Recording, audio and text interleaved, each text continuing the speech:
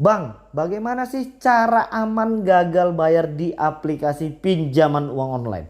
Ini pertanyaan yang paling banyak dan yang paling sering masuk ke kita. Dan mungkin hari ini teman-teman kita itu memang udah benar-benar lelah.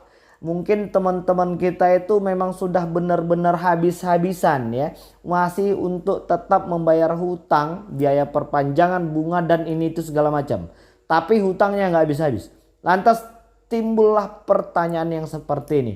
Bagaimana sih Bang cara aman gagal bayar di aplikasi pinjol?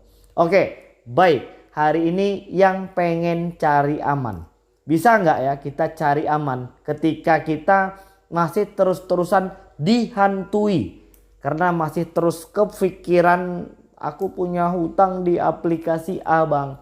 Hari ini bunganya terus bertambah Bang.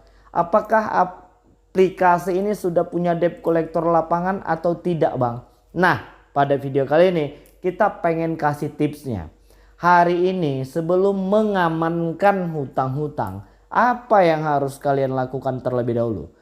Yang harus kalian lakukan pada situasi dan kondisi seperti ini adalah mengontrol dan mengamankan diri sendiri terlebih dahulu.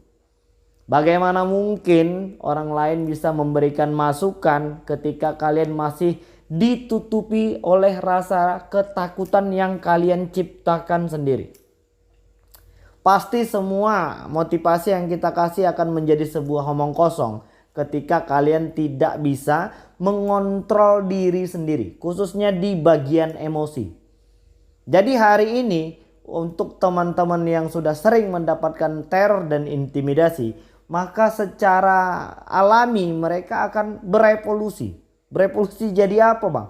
Mereka akan kebal, mereka akan terbiasa dengan semua teror, caci maki dan fitnah dari aplikasi. Itu harus bisa kalian bentuk seperti itu. Supaya nanti apapun hari ini isi pesan WA-nya, kalian gak usah baca. Kalau memang hari ini hal itu bisa mengganggu konsentrasi kalian. Apabila memang ketika kalian membaca pesan-pesan tagihan dari aplikasi pinjol itu membuat konsentrasi kalian terpecah belah, gak jelas arahnya kemana. Ya, jadi sebelum bisa mengamankan tentang masalah hutang, kita harus bisa mengamankan diri sendiri terlebih dahulu. Hari ini masih banyak banget ya teman-teman kita itu yang takut kedatangan debt collector lapangan. Banyak di video-video yang lain aku dulu sudah ngasih tahu ya, bahwasanya abang-abang dan kakak-kakak tim debt collector lapangan tersebut adalah saudara-saudara kita sebangsa setanah air. Apalagi nih mau menjelang kemerdekaan RI ya kan. Jadi kita harus memupuk rasa persatuan dan persaudaraan kita. Kalau seandainya ada beberapa aplikasi yang memang sudah punya debt collector lapangan, kalau memang mereka mau kunjungan ke rumah kalian, mereka tidak akan takut-takuti kalian terlebih dahulu. Mereka akan langsung saja datang ke rumah. Langsung tanya, ini namanya Bu Surti yang mana ya Pak? Atau Bapak sebagai suami dari Ibu Surti. Nah seperti itu. Mereka tidak akan kirimkan peta alamat kalian. Toh data-data kita sudah lengkap sama mereka. Mereka tidak akan mengirimkan foto-foto yang mungkin berada di lingkungan rumah kalian. Toh alamat kita sudah jelas sama mereka, ya kan? Mereka akan langsung datang saja. Jadi berhentilah untuk memikirkan sesuatu yang hari ini belum tentu pasti terjadi. Kita kasih gambarannya ketika ketemu langsung, ya. Malah lebih enak ya. Banyak yang menyatakan yang seperti itu. Jadi kalau hari ini bertanya-tanya, gimana sih ini debt collector lapangannya? Orangnya serem nggak sih? Kulitnya hitam nggak sih? Rambutnya keriting nggak sih? Banyak banget yang seperti itu. Padahal ketika sudah ketemu langsung, kalian bisa menjelaskannya dengan baik bahwasannya hari ini kita memang benar-benar belum mampu untuk melakukan pembayaran, ya kan? Dan kita berjanji nanti ketika memang rezeki kita sudah ada, kita memang sudah mampu untuk melakukan penyicilan dan pembayaran, kita akan bayar melalui aplikasi. Ya kenapa Bang nggak bayar langsung sama abang dan kakak debt collectornya? Supaya abang-abang dan kakak-kakak debt collector ini pekerjaannya udah banyak ya. Jangan dibebani lagi dengan memberikan biaya atau membayarkan tagihan kepada mereka. Ringankan tugas mereka dengan cara membayar melalui aplikasi supaya biar lebih safety.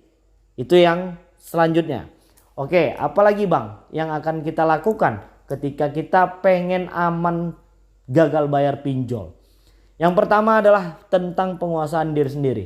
Dan yang kedua, bagaimana cara kita menanggapi sebuah masalah.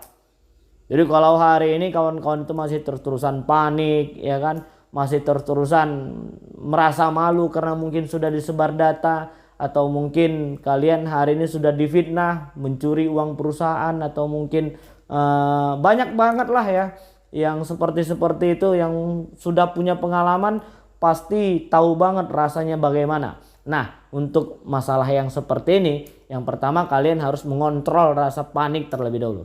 Jangan sampai kepanikan kita ini membuat kita semakin bodoh, semakin ya ditipu orang, ya kan.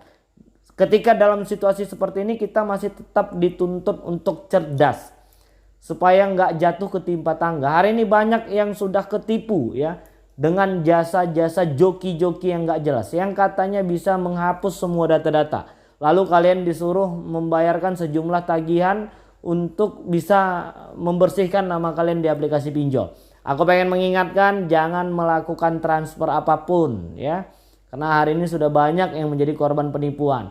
Terus untuk terkait masalah sebar data, apa yang harus kita lakukan Bang ketika kita sudah mengalami penyebaran data? Jadi untuk kalian mengalami masalah seperti ini, aku pengen mengingatkan untuk tidak lagi merasa malu. Yang mengalami masalah seperti ini bukan hanya kalian. Mungkin ada ribuan orang yang hari ini sudah merasakan pengalaman ya yang namanya disebar data itu seperti apa. Dan alhamdulillahnya per hari ini sudah banyak yang mampu berbenah. Ya, jadi kita memang harus bisa membuktikan kepada orang-orang yang ada di sekeliling kita yang mungkin sudah mendapatkan data-data kita hari ini, bisa mengupgrade diri kita menjadi yang lebih baik lagi. Kalau hari ini kita miskin, besok lusa kita harus jadi orang kaya. Nah, seperti itu. Oke, ya. Oke, jadi udah cukup jelas terkait tentang masalah biaya denda dan bunga. Aku udah jelasin di banyak video ya. Mereka aplikasi-aplikasi pinjol ini tidak boleh memberikan sanksi biaya denda dan bunga melebihi dari 100% jumlah pinjaman pokok ya kan. Dan mereka tidak boleh melakukan penyebaran data untuk semua aplikasi-aplikasi pinjol legal. Dan hari ini yang masih khawatir tentang debt collector lapangan, aku pengen mengingatkan untuk tidak membayangkan yang buruk-buruk, untuk tidak berpikiran negatif, supaya hasil apa yang hari ini kita sedang kerjakan menjadi positif. Jadi kalau hari ini masih terus-terusan mikirin yang aneh-aneh, maka hasilnya pun nanti akan ikut negatif. Jadi kita harus bisa menciptakan rumus-rumus baru ya kan, untuk bisa mengatasi setiap permasalahan hidup kita hari ini, termasuk di dalamnya hutang di aplikasi pinjol. Oke ya, mudah-mudahan video ini bisa lah ya kan membakar kembali semangat kawan-kawan yang mungkin hari ini sudah hampir padam karena dipermalukan dan dicaci maki oleh aplikasi pinjol. Gak usah pikirin yang gak penting hari ini, soalnya kita akan terus menguras energi dengan hasil yang sia-sia, hanya terus bermain di dalam ketakutan-ketakutan yang hanya ada di dalam pikiran kita. Ya, kita harus bisa hilangkan itu semua sehingga kita bisa berkonsentrasi pada tugas-tugas kita yang akan kita jalani setiap hari. Oke, jadi mungkin itu dulu yang bisa aku sampaikan dan mudah-mudahan video ini bermanfaat untuk kita semua. Assalamualaikum warahmatullahi wabarakatuh.